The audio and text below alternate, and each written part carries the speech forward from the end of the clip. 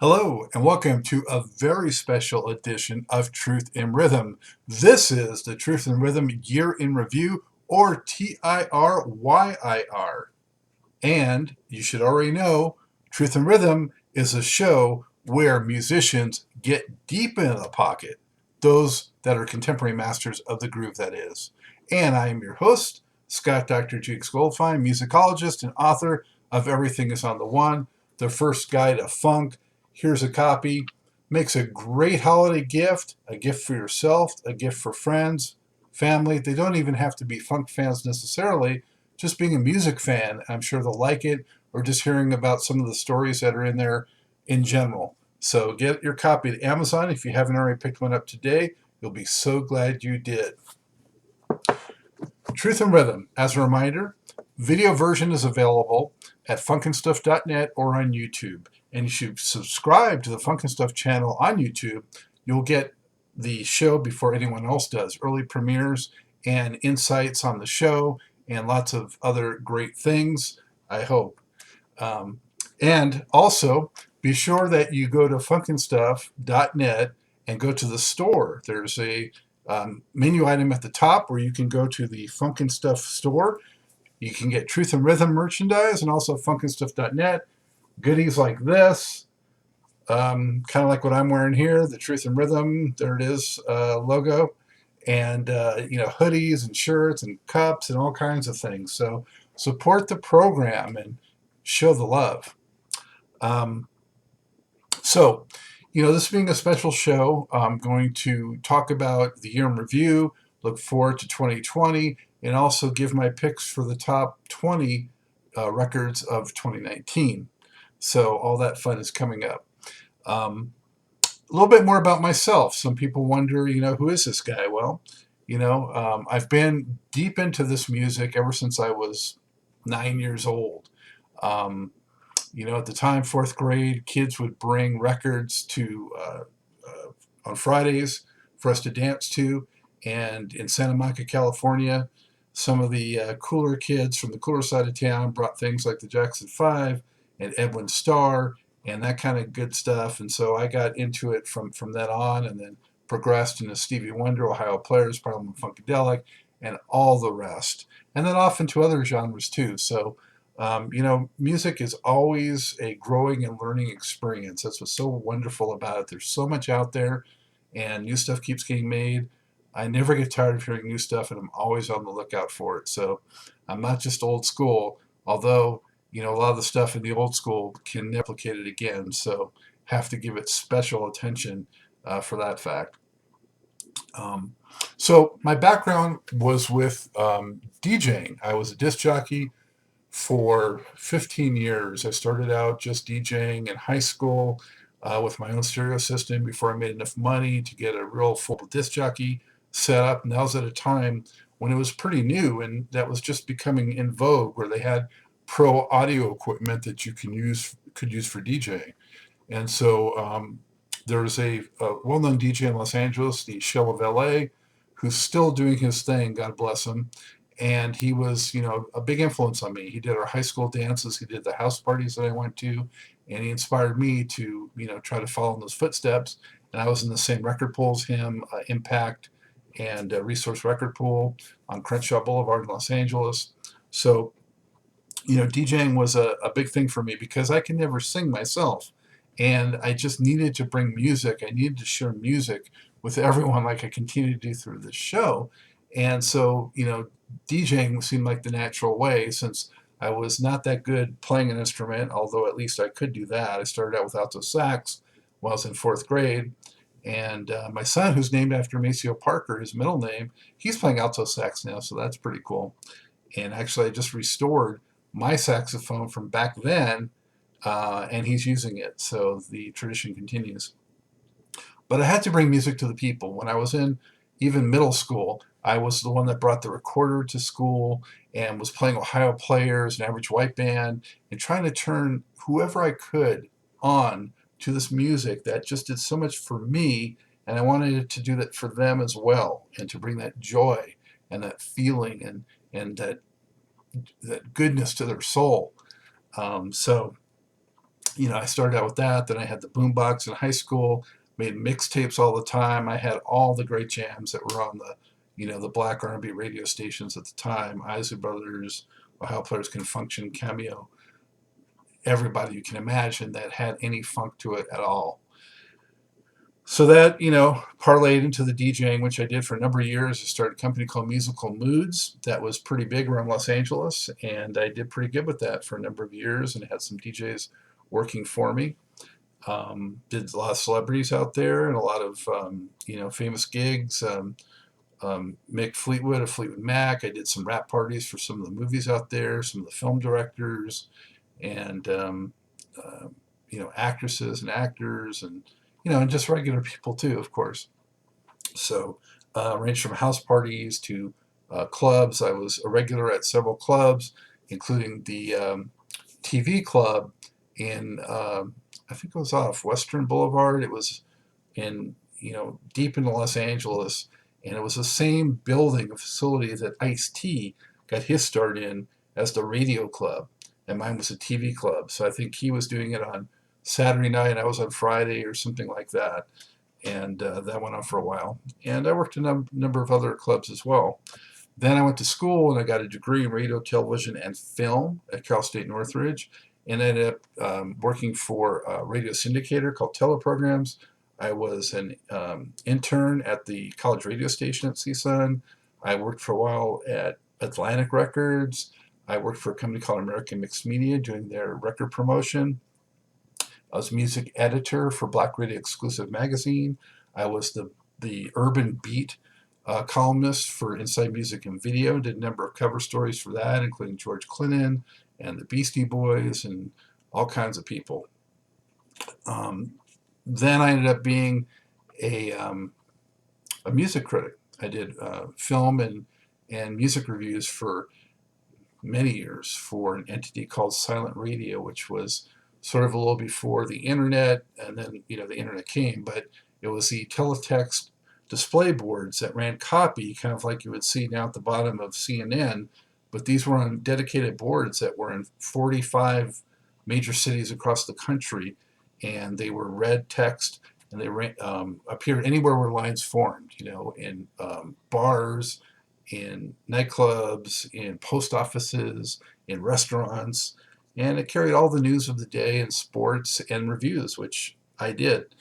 And so I was living the life in Los Angeles, going to all the screenings, getting all of the records, either from the stations, I mean, not stations, but from the labels, or through, being the DJ work. So then I also did a show called Platter Chatter, which was a music albums review show. I wanted to do something that was like at the movies, but for music.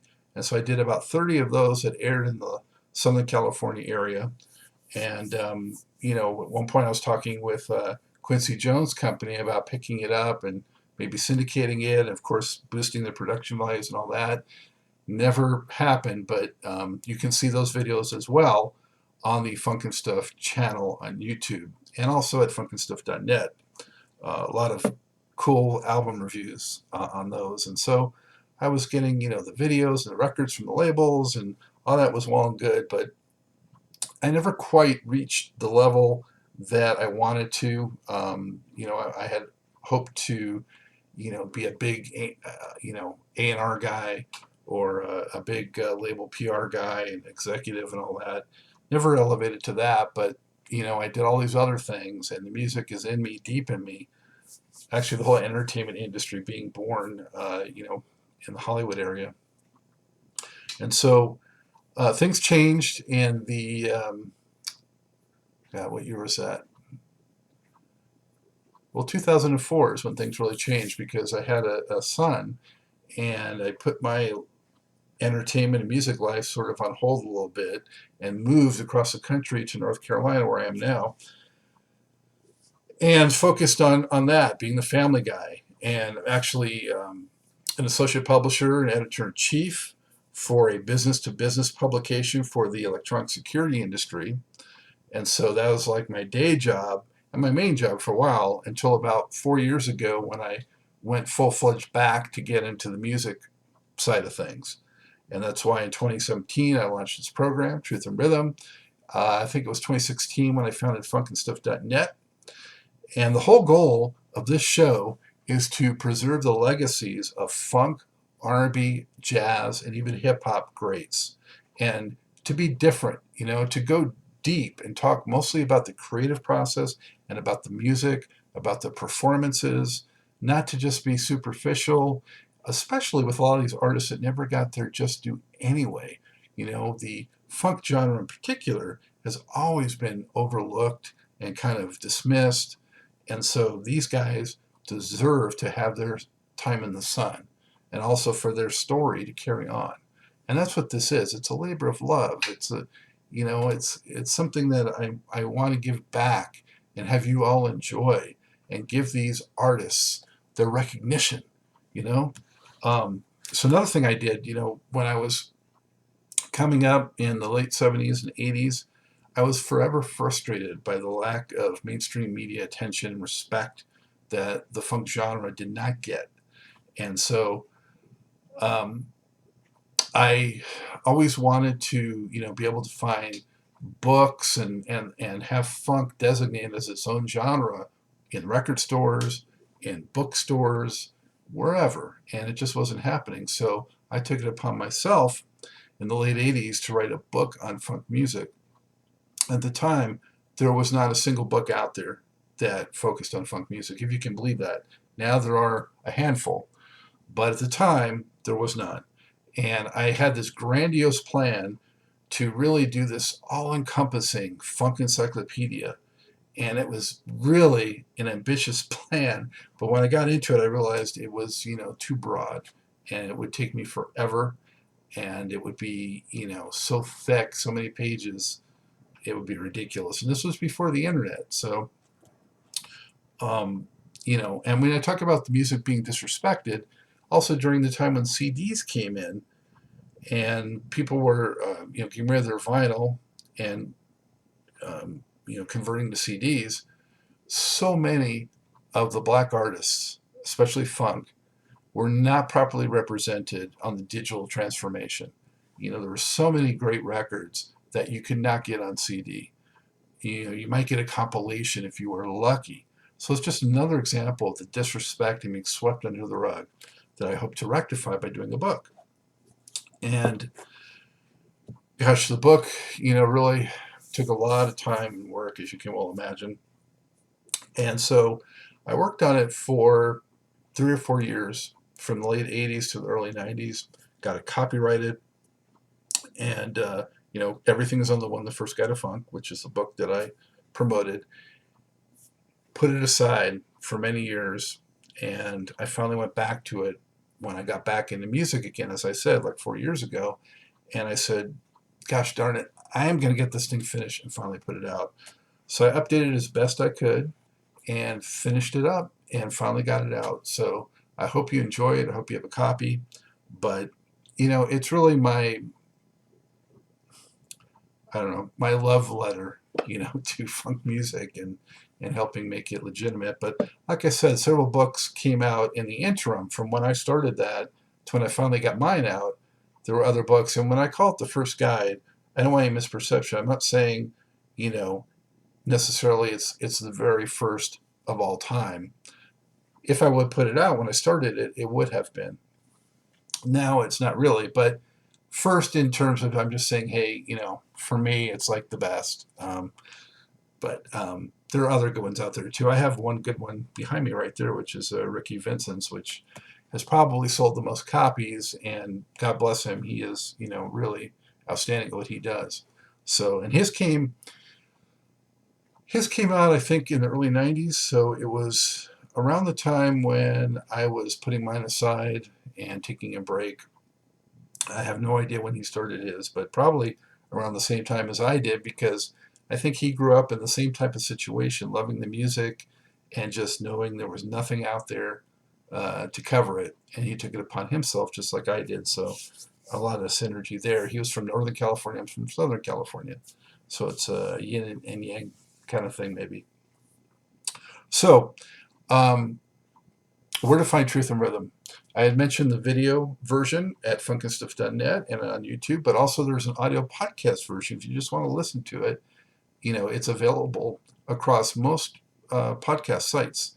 It's on Spotify, it's on iTunes, it's through Google. If you just Google it, you'll find many sources for the podcast. So those are out there as well.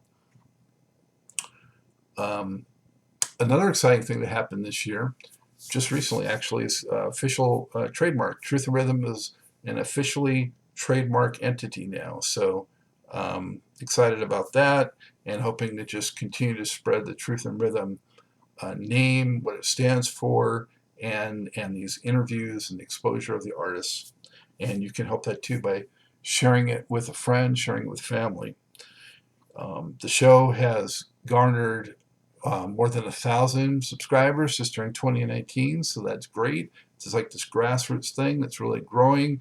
There's been well over 250,000 views, so that's fantastic. But it's definitely a loyal following out there, and it's so much appreciated.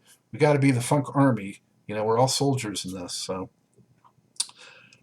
all right. So 2019, I hope it was a good year for you. For me personally, it wasn't too bad. My wife had some major surgery about a month ago, but thank goodness she's recovering well. My son transferred to high school, so that was a huge, huge change, and I can't believe he's already, in high school. But he's playing in the marching band, playing alto sax, which is following in my footsteps, and I did not push upon that upon him at all. It just happened very organically. His middle name is Parker, after Maceo Parker, and his initials are MPG, named after Prince's MPG. But he just kind of went in that direction himself. Of course, I've tried to give him a good musical education, and he certainly knows well who Maceo Parker is. What else? Got a new nephew just like 2 months ago down in Florida. I'm hoping to meet the new nephew, Aiden, for Christmas holidays. Myself, I traveled around, for my day job. I travel quite a bit, actually. I go so often to places that I've gone to many times before, and, I don't love airports, but it's always something interesting about almost any trip. This year I went to Indianapolis for the first time, which, maybe those of you who have been think, well, big thrill, but I always enjoy seeing a brand new place. And I got to tell you, Indianapolis is laid out very similarly to Charlotte. I think it's around the same size, and just the way they have it set up reminded me quite a bit of Charlotte. So also got to, I went to Denver a couple times this year, but I was there during their historic blizzard that hit in March. And so, canceled like 1,500 flights, and, people abandoned their cars on the highways. It was craziness. But I timed it just perfectly, so I got in and out, experienced the blizzard from the hotel I was staying at, and it didn't affect my travel at all. So, which is pretty good, because a couple of years ago going to Denver, I missed my plane by just a few minutes, the deadline for actually getting my bag checked, and it snowballed. Ended up having to spend the whole night in the Denver International Airport, so that was not fun. So I guess I was due some karma back on the blizzard. Also went to the Fontainebleau Resort in Florida. That was just a few weeks ago. It's a historic resort in Miami Beach. They filmed movies there, and I was in the room where Frank Sinatra used to perform. So that was kind of cool. And another thrill was going to Fort Worth a couple of months ago. Actually, less than that, maybe only a month ago. But at any rate, I was disappointed that the Cowboys were going to be out of town, because the Cowboys are my favorite team. That's something else you can know about me and love it or hate it. And this year they're taking a lot of ribbings with how they've been underachieving. But if you can see back there, favorite baseball team, Pittsburgh Pirates. Willie Stargell's my favorite player. And then over next to that is the Cowboys stuff. Sports Illustrated covers from when they won their Super Bowls with Emmett and Troy on the covers. Roger Staubach signed deal, and some other Cowboys paraphernalia. And then, of course, favorite basketball teams, the Lakers. They're back this year, baby, finally. It's about time. Uh, so, but being in Fort Worth, I was disappointed the Cowboys were not in town. I would have hoped to see them play. They were playing the Giants on Monday night. I guess next best thing, I got to go to a sports bar there and watch them beat the Giants, which right now, as of this recording, is their last win, um, with fellow fans. So that was fun and exciting. Something else cool this year: the Music Hall of Fame and Exhibition Center in Dayton. Go to thefunkcenter.org for more information and keep the funk alive always. I was appointed an official funk ambassador for that institution, and so I'm very excited about that, and just looking forward to, I want to do whatever I can to promote the music and the artists behind funk and funk jazz and funk R&B and funky hip hop and funky rock. There's a lot of forms that funk takes, and I support them all. Um, One thing you might also notice this year was that the video format, changed. I was using the platform Hangouts, Google Hangouts, and they discontinued that in August. They just cut it off for whatever reason. It's kind of a bummer. But you would see a full screen like you're seeing now because I'm just recording directly. And I had used that, and it was nice because I could switch back and forth between just me and the guest. And so I actually kind of got to direct a little bit in doing that. And I liked that because you could see the full screen.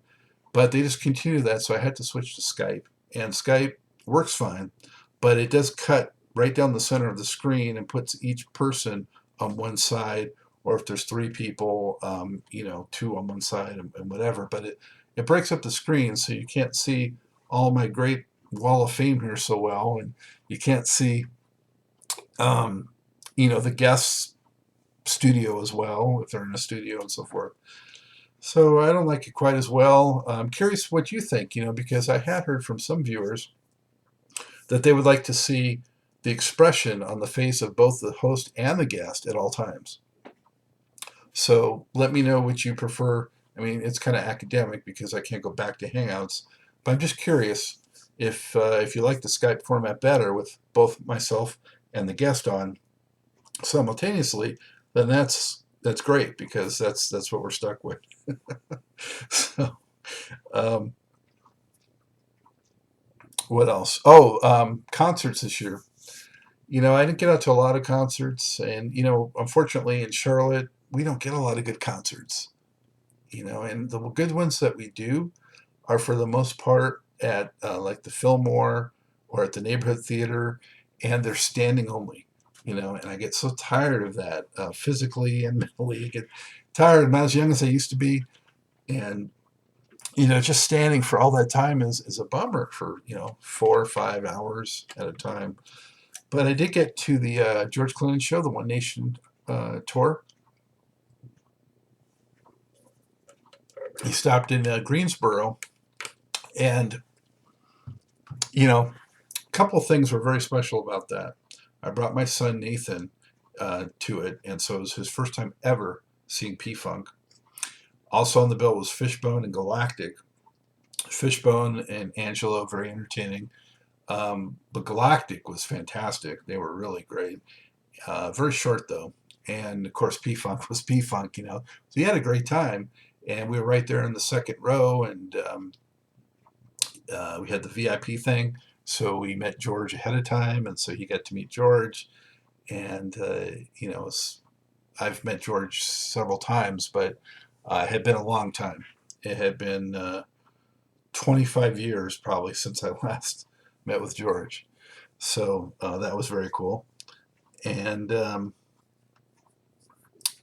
other great thing about that show was I met my longtime friend of 30 years, Tim Kinley, well-known P-Funk archivist, and just, great guy, runs the Parliament Funkadelic, a Parliament Funkadelic Mint thing, website, not website, Facebook.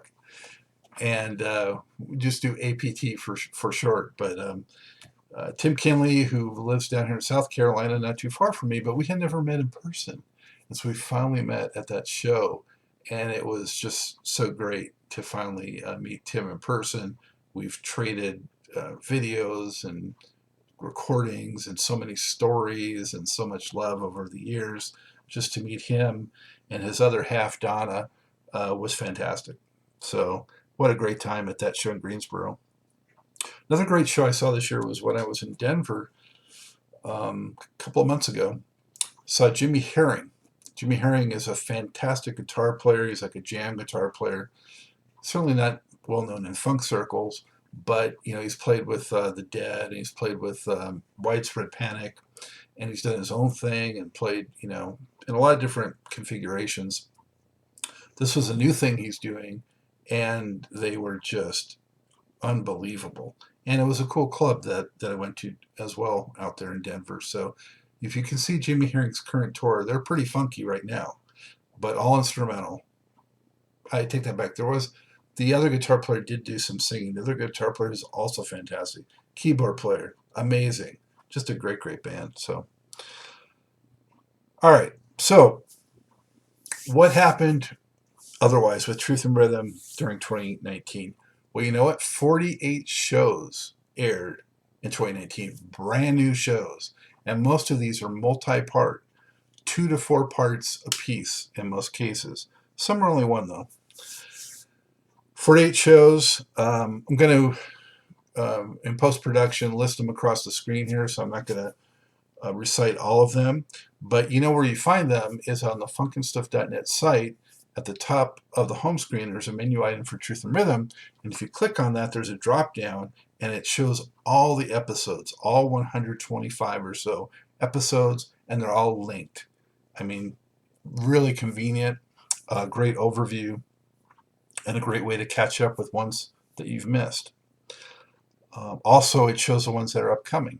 So that is the best place to go. Again, funkandstuff.net, the Truth and Rhythm drop down for the directory of all episodes of Truth and Rhythm. So, you have no idea what goes on behind the scenes here at Truth and Rhythm, and I'm hoping to give you a better sense of that as we talk, well, I'm the only one talking, but, through this show here, this special show, directly to you, the valuable viewer and fellow music fan.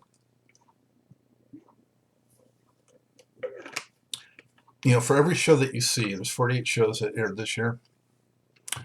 The majority of those shows required a lot of setup, a lot of communications going back and forth to schedule, to break the ice with the artist, to get them to commit, to get them when they're not busy with touring or recording or with personal life, to get them through the technical aspects of the show. This show tends to have artists who are 50 or older. And a lot of them are not comfortable with the technology, or they just don't want to appear on video. So there's all this cajoling, and a lot of times going through the whole process and not working out the video. So you may also notice that this year, I was talking about the change from Hangouts, but I've also done a few shows where the guest is actually just on the phone. You only see me. And I've done that because that guest is either uncomfortable with video or the technological aspect of it, and rather than not have that person represented on Truth and Rhythm, I've taken to letting them just be on the phone, and you just have their voice. So I hope you're okay with that. It seems like people are happy with that. The most important thing is to hear those stories and to preserve the legacy through that. So I will work with the artists. I work on their schedules. I work on the format that they're comfortable with, whatever. What's ironic, though, is that some of the ones that are the most difficult to deal with on the technical aspect, you'd expect it scheduling-wise, but on the technical aspect, some of the hardest ones to deal with have been the bigger artists, because they're so used to having handlers and people take care of everything for them, that for them to have to actually be, bothered with Skype or formerly Hangouts, to be bothered with something like that rather than just doing a quick phoner or have someone there in person, because the show, of course, is done remotely, is out of their comfort zone and too much for them to have to deal with. And so even when I tell them, you should be set up in a certain way with, where the device doesn't have to be held, it needs to be plugged in, try to have a studio background. I tell them all this, I prep them with everything. And then they'll show up like, walking somewhere or in their car or something that just does not lend itself well to this process. And so then we are stuck with, let's face it, technically speaking, an inferior product. And if it's inferior technically, it's not going to be as good informationally either. And so it's just a shame that that happens sometimes. But I just do the best that can possibly be done with the connection that's available, with their willingness to do what needs to be done, with their availability, all that good stuff to bring you this program. So of the 48 shows this year, some of the ones that I was really thrilled about especially was getting Robert Cool Bell of Kool and the Gang. That was, I had been wanting Kool and the Gang for quite a while, and to not only finally get them, but to get Kool himself was terrific. Roy Ayers was one that I had been after a long, long time, and that's one like I'm speaking of where Roy ended up being just on the phone. And, after trying to set that up for 2 years, just getting him on the phone, I was just very glad for that to happen. Ronnie Laws is a great sax player. I've been after him for a year at least as well, and some issues transpired there, and finally get him was fantastic. Lenny White, the amazing drummer, he actually was not that hard to set up. He was very accommodating, and that one went very smoothly, and it's just so great to have him. Lisa Coleman, the Revolution from Prince and the Revolution, the keyboard player, of course. She was just, her vibe was so cool. She was so relaxed. She was so giving. She, sat for a 4-part episode, and just had a great time with her. And viewers have really taken to that one. Pleasure. I had been trying to get a hold of Nate Phillips for like 2 years, and he wasn't aware of this, but I finally did. And after doing so, him and Michael Hepburn, they got Pleasure back together, and they not only put out a dynamite album this year, but just hanging with them to do the show was just such a blast. I mean, we just instantly connected and hit it off. And that's the thing with most of these shows, they ended up being just like hanging out with the artist. And that's really what I'm after with this show, is not only going so deep and asking questions that you, the true music fan, would want to ask about the work itself, but having it feel like you're almost there just hanging with them and talking to them.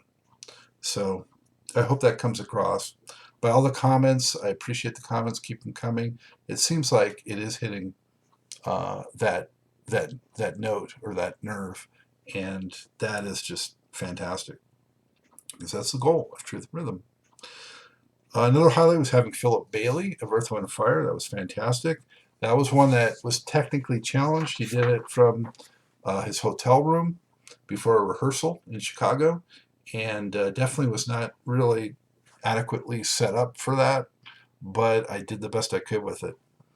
Getting James Diamond Williams of the Ohio Players, huge thrill. My favorite all-time drummer from my favorite band. Ohio Players and PFunk probably tied as my favorite bands.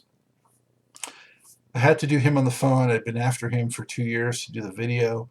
He wasn't really wanting to do the video, but I'm so thankful that he did do the phone, and just so great to finally get the Ohio Players represented on Truth and Rhythm, and from none other than Diamond. Man, he's incredible. So also did so many P-Funk related shows this year.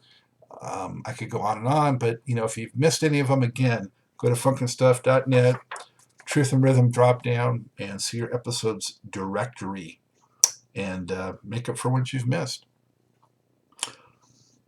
The top 10 most viewed Truth and Rhythm shows of 2019. Drum roll. Number 1, most viewed Truth and Rhythm show during 2019, Lisa Coleman from Prince and the Revolution. Number 2, Gail Chapman, former keyboard player, Lisa's predecessor, ironically, from the, I think, I think they were the Revolution then, but she was also there before they were officially called the Revolution. Number 3 was Philip Bailey. Number 4 most viewed was Robert Cool Bell. Number 5 most viewed for this year was Bernadette Cooper from Climax.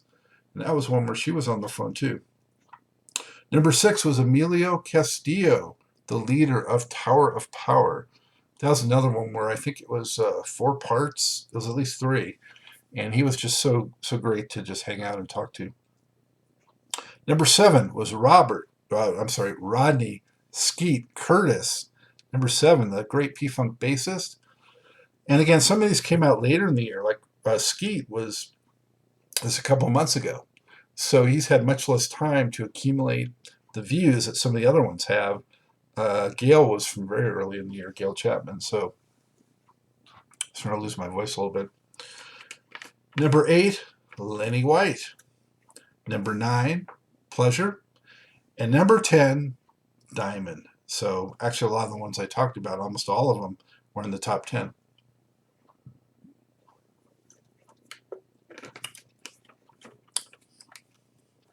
And now, another drum roll, please. Let's look at the year of music. In no particular order, here are my top 20 releases for 2019. Garrett Scheider, Regurgitated Youth. Man, has he turned out to be an amazing chip off the block from Gary Scheider to Garrett. You know, he does such a great job touring with P-Funk, but his records are really, really strong. So much P-Funk influence, but definitely his own thing. And definitely among, I think, the most fully realized releases, you know, of band members of P-Funk that are independent of George Clinton. Also, Jimi Hendrix, Songs for the Groovy Children. The Fillmore East Concerts 5 CD set. It just came out, actually. And it's all of 100% of the Fillmore concerts of the Band of Gypsies. Prince, 1999 Super Deluxe Edition. 5 CDs and a DVD. That also just came out. Not only getting the original album remastered and different versions of those songs, but 2 CDs worth of previously unreleased tracks that he recorded around that time. So interesting to hear them in that context of, you know, that time frame when he was progressing from the Controversy sound and album to 1989. It was a quantum leap. He had never even sung in his regular voice. It was all falsetto before 1999. And to hear that connective tissue in these tracks, you know, not all of them are great, but some of them are pretty darn good. And just the historical significance and stylistic insights. A couple of the songs also were saved and appeared later, like a Graffiti Bridge and things like that. Also on the list, Shaka Khan, Hello Happiness. Unfortunately, it was more of an EP. I think it was less than 30 minutes of music, but really cool experimental, kind of funky electronic dance music hybrid. And just so good to have Shaka back. Missed her so much. She's my all-time favorite female vocalist. And it really reminded me a lot of Prince's Hit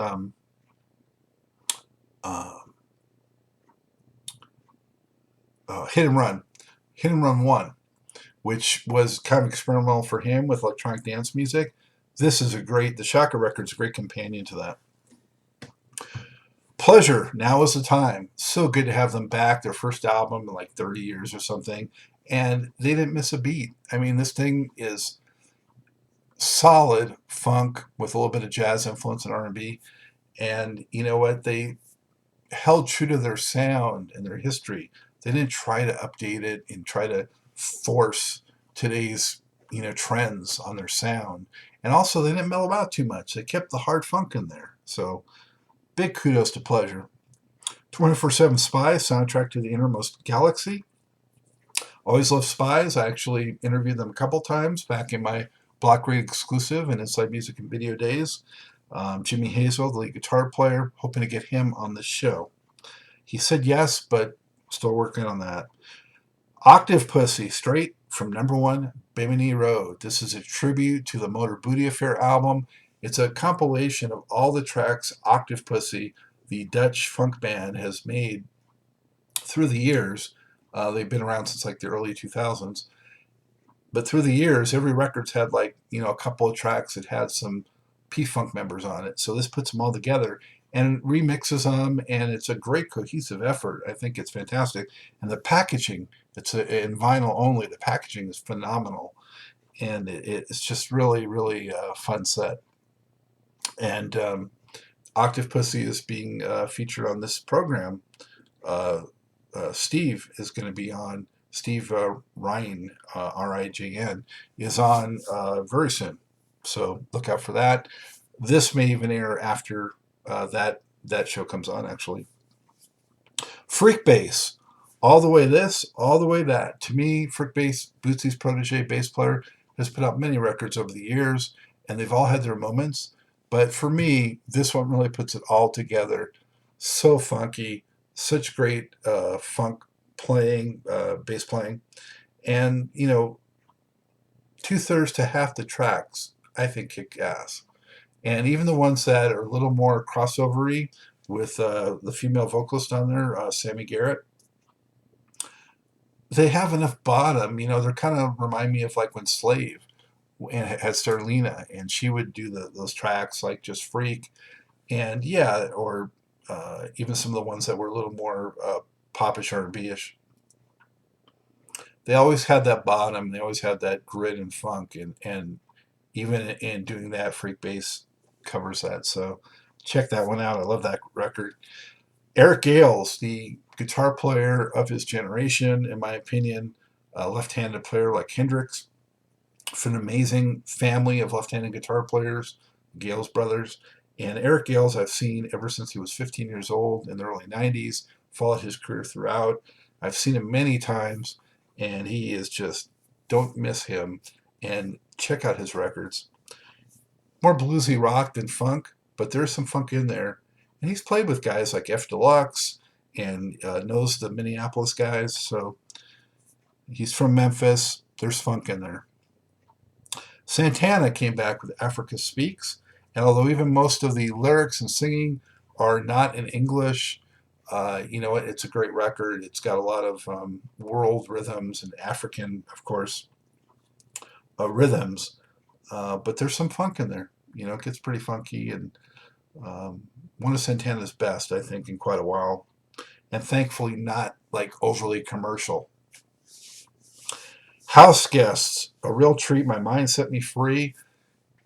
The historic, I call them historic, performances of Bootsy and his brother Catfish, along with Mudbone, Gary Mudbone Cooper, and Frankie Kashwani on drums, who would later be Bootsy's rubber band and part of George Clinton's P-Funk Empire.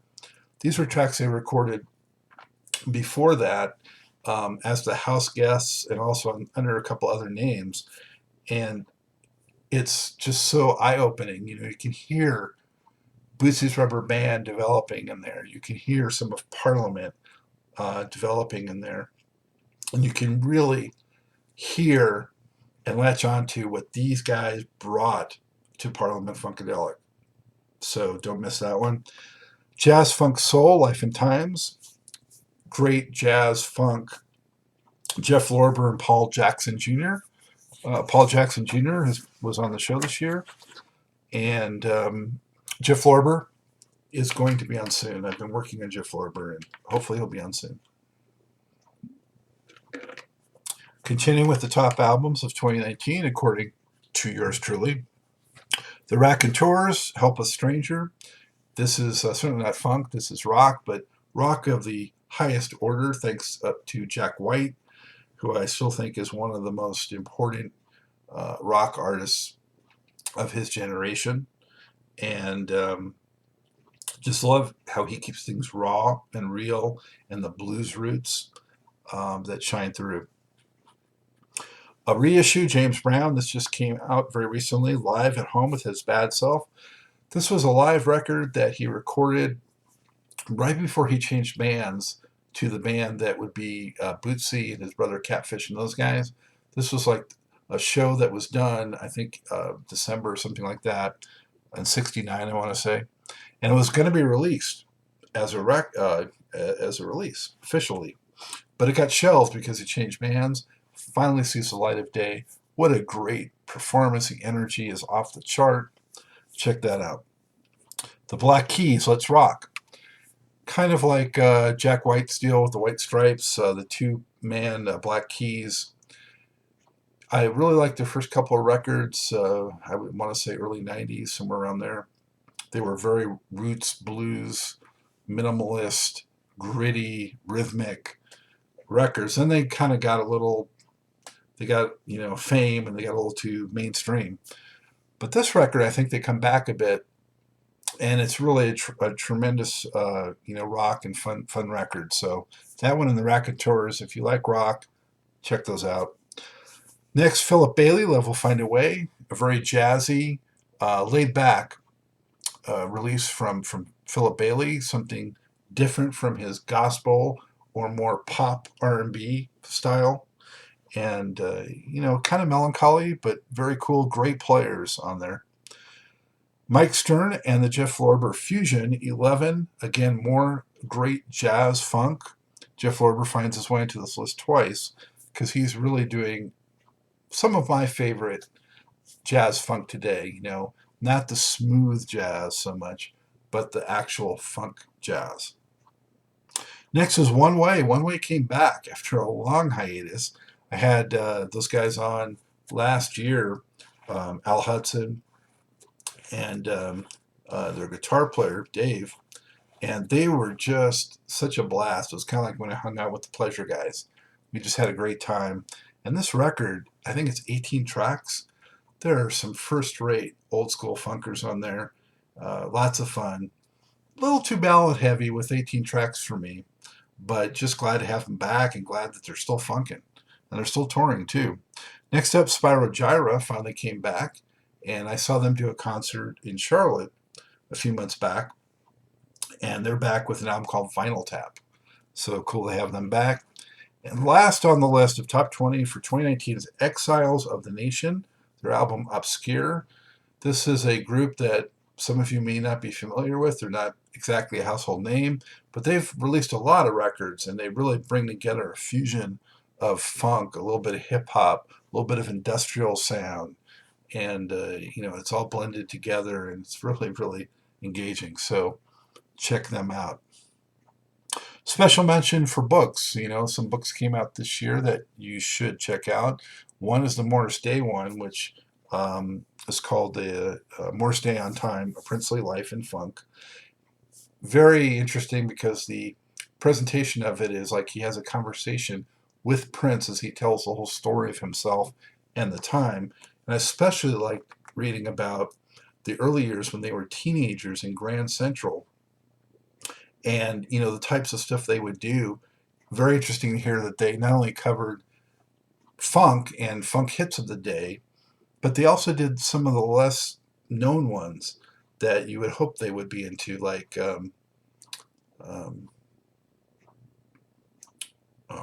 Psychotic Bump School by Bootsy's Rubber Band, and Mommy, What's a Funkadelic, and things like that. So, and I just was really enjoying, Morris recounting how Prince left such an impression on him when he first saw him as a teenager. He said, "Man, I was like so into music, it was my life.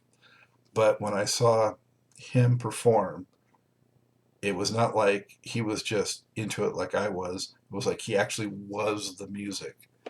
And that's how it was with Prince. And Prince's own book, The Beautiful Ones, which was, inspired by, he was going to write his own biography or autobiography at the time of his death, and he had started putting pages together. So he only put about 40, 50 pages of his own together, recounting his childhood and through his teen years. But the editor that he was working with writes a nice foreword in the book, and there's a lot of nice pictures. And I think you can actually see the book's right back there. So 2 books, if you like Prince or interested in Prince at all, well worth checking out. And, a lot of people I talk to on the show talk about putting out books, memoirs, and books about their bands, which would be fantastic, bring them forward, and you know what? I can help you edit them. It's my area of expertise. It's what I do. So, get an editor like me who's not only skilled at it, but also knows and loves the music so much. So I am available artists to help bring those books to reality. Because more often than not, they have the idea or they write out a lot of it, but it never actually comes to full fruition and gets out to the people. So let me help you do that. Looking ahead to 2020, biggest wishes, more funk in general. We need keep the funk coming. Health. One of the reasons I took on doing the show was that we were losing so many of the great artists over the recent years, past 5-10 years. We lost so many. And, before they're gone, so many were gone without fully telling their story, without enough people realizing what they brought to this art form. So, I'm out to try to get them while they're still with us. And that's what I'm trying to do. And even when I've been doing it since I took this on, there's been some that I've dropped as I've been trying to get a hold of them.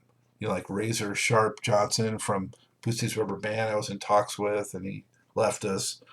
And Dugu Chancellor, the great drummer, Wobble Watson, the great guitar player.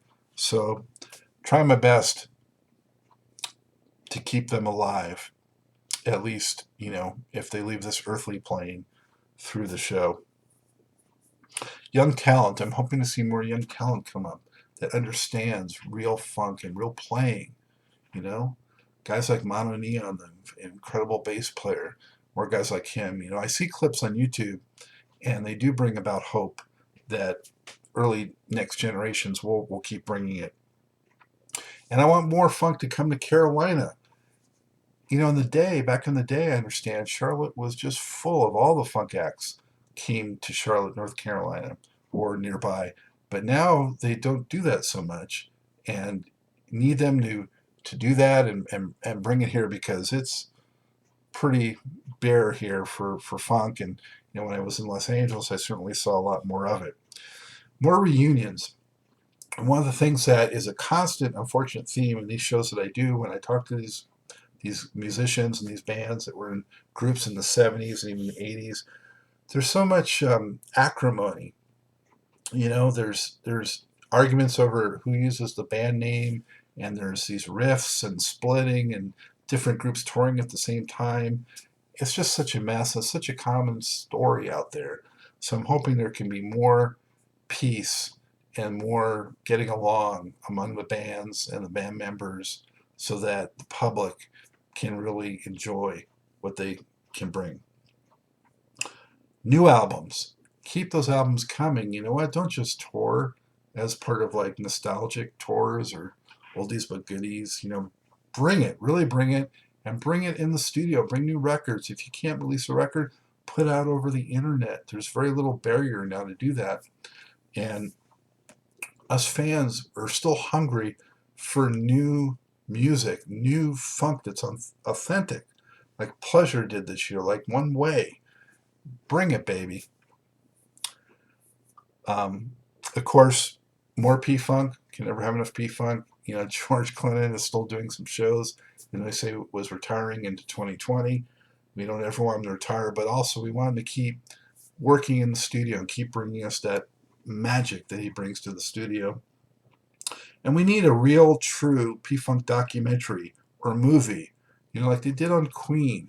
Give P-Funk their just due and do a real quality production that tells the whole real story. And let's do it while George is still with us. Also, more Prince from the vault, more of that great stuff. There's so much in there, and don't just release the studio tracks, but also the live stuff. Set up a website. Let us, if we want it, we'll pay for it. But there's so many live recordings and treasures in there, video and audio. Get it out to the people. And like with P-Funk, do a legitimate, high-quality documentary or movie on Prince, and get a top director. I think Netflix is supposed to be working on something, but they lost their director. Who knows what's going to happen there? All right, so with that, taking a look towards next year, or probably run into the next year after that. I have so many here. But I just want to give you, the viewer and the fan, an idea of who I'm after, who I'm talking to. I want your ideas. Tell me who you want on the show. Always write me. I usually answer people within 24 hours, whether you comment on the site, on YouTube, send me an email. I'm quick to respond. But here are people that I'm after. Raphael Sadiq of Tony.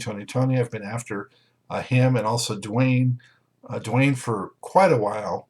And last I heard from Sadiq's handlers was that he's too busy. Ida Nielsen, the bass player from Third Eye Girl with Prince. She said that maybe February she's going to have something out new, and that it could work then. Candy Dulfer said maybe in the future, the sax player that worked so much with Prince. Amp Fiddler, he said taking time off, maybe down the line. And these were all as of September 2019. Morris Day, even despite the book, his handler said consider doing something sometime in 2020. Maceo Parker, I've been after for 3 years, and through his manager, Natasha. And I've had all the other surviving horny horns, Richard Griffith, not Richard Griffith, Rick Gardner, and Fred Wesley have been on, and just need Maceo to close that loop. And love Maceo. Like I said, my son's named after him. So after that, here are other ones I'm after. Bloodstone, Styx, Hooper from the Crusaders, the only surviving Crusader. Been after him for 2-3 years, and what can I say? Stanley Clark, great bass player. Greg Fillinganes, Ray Parker Jr. Very hard to get a hold of him. Rhonda Smith, I've talked to many times or communicated with many times, a bass player from Prince, and thought it was going to happen. Still has not. Michael Henderson, the great bass player, communicated with him, and really hoping eventually that will happen. Michael Cooper of Confunction, been talking to him for 3 years, and we almost got it done, and then have not. But Felton Pilot's been on the show, so until that one happens, watch that one. Randy Mueller, been after forever, the leader of Brass Construction. And I especially want to talk to him about BT Express, because I've had Brass Construction guys on. BT Express has not been covered on the show, and there's almost no one surviving associated with BT Express anymore. But Randy Mueller could help with that. So Randy, if you're listening, come on the show. Or if you know Randy, get him to come on. Eric Gales, the guy never stops working, so he's hard to get on. I've been after him. Someone from Rolls Royce, been wanting to get Rolls Royce's story on the show. Have had people associated with Norman Whitfield and other Whitfield acts, but just can't get those Rolls Royce guys to commit. Stephen Shockley of Lakeside, been after him. Had their drummer on, and that was a really good show, so check that out. Definitely covering Lakeside through that. Jerome Braley, the drummer from PFunk, been communicating with him and thought he was going to come on. Same with Andre Fox from PFunk. Steve Boyd was on this list. He actually did come on recently. Check that show out. Jesse Johnson, the great guitar player. After him, Bobby Z from The Revolution. Alan Leeds may come on soon, former James Brown manager. Jim Vitti, the engineer for all the classic, United Sound recordings with P-Funk. Been talking to him, hoping he'll come on. And of course, Bootsy and George Clinton, hoping they'll come on. Gary Mudbone Cooper, Blackbird, McKnight, Marcus Miller, Byron Miller, both bass players. Sheila E. Lynn Mabry of the Brides. Also Don Silva, I've been talking to her, and hopefully she'll be on very soon. As I mentioned, Jeff Lorber. Patrice Rushen is another one that I've been after. Not been able to connect with her. Evelyn Champagne King. Kayla Johnson of the ADC band, communicated with her many times and hoping to be able to tell the ADC band story. Atlantic Star, talking to those guys, thought they were going to come on. Starpoint was very close to doing shows on Starpoint, and they fell through, hoping that's going to happen. Billy Nichols, who wrote Do It You're Satisfied, hoping he could come on to tell the BT Express story. Zap, been trying to work with the surviving Troutman brothers or with other members of the band, not yet coming to fruition. Billy Beck of the Ohio Players, really pushing for that one. Paul Jackson, the great jazz bass player. Rufus, have not been able to get anyone on yet from Rufus. Been after Tony Meaden or Bobby Watson, or of course Shaka would be phenomenal, or Hawk Walensky, um, Kevin Murphy, any of those guys. If any viewer or any of those artists are out there and see this, please come on the show. Rufus's story needs to be told on Truth and Rhythm. Steve Ferroni of Average White Band, Alan Gorey of Average White Band, Harvey Mason Sr., I'm hoping will come on, Stanton Moore of Galactic, Ready for the World, been going after those guys, Jimmy Jam and Terry Lewis, the group Shock that Marlon McClain was part of, Larry Blackman of Cameo, and also going after other Cameo members, George Johnson, really want to tell the Brothers Johnson story on Truth and Rhythm, and hoping to get George on. Sax player Tom Scott, Byron Bird of Sun, communicating with him, and thought he was going to be on, but not yet come to fruition. Rick Wilson of Mandrill, did have the Mandrill story told on the show through Neftali Santiago, but would like to get Rick Wilson's side of things. Dottie Sterling from PFunk, Tracy Lewis, George Clinton's son, also knows Prelude, hoping to have him on. Levi Ruffin, the keyboard player from the Stone City Band, had Stone City Band featured on the show with other members of the band, but hoping to get him on. Alexander O'Neill, the great singer, hoping to get him on. Some people that just kind of have shot me down include Mavis Staples, Handlers, Herbie Hancock, Bob James, Marlon McClain so far, Steve Washington, many others, but for various reasons, either their people or their scheduling, or in some cases their health. Excuse me. So in closing, you know what I want to say, bottom of my heart, so much gratitude for supporting the show and for sharing my love of this music and funk, jazz, R&B, and hip-hop artists. Let me know what else you'd like on the show. Would you like more hip-hop artists? I've only had Kool Moe Dee so far, but to me, a lot of those artists from the 80s, have a funk component, and I think funk fans are also interested in them. Let me know anything else you'd like related to the show. Write me anytime. Again, make sure you have the book, and makes a great holiday gift. Go to the store on funkandstuff.net and get some cool gear. Also, you can donate to support the show. Much appreciated. Of course, not mandatory. It's free. But if you can support the show in any way, at funkandstuff.net, there's a way you can donate and support the show. And other than that, God bless. Happy New Year. Here's to a new decade of finding truth and rhythm. Bring on the 2020s. And, as always, this is Scott Dr. Dukes Goldfine, signing off. Say, keep on vibrating to the rhythm of the one.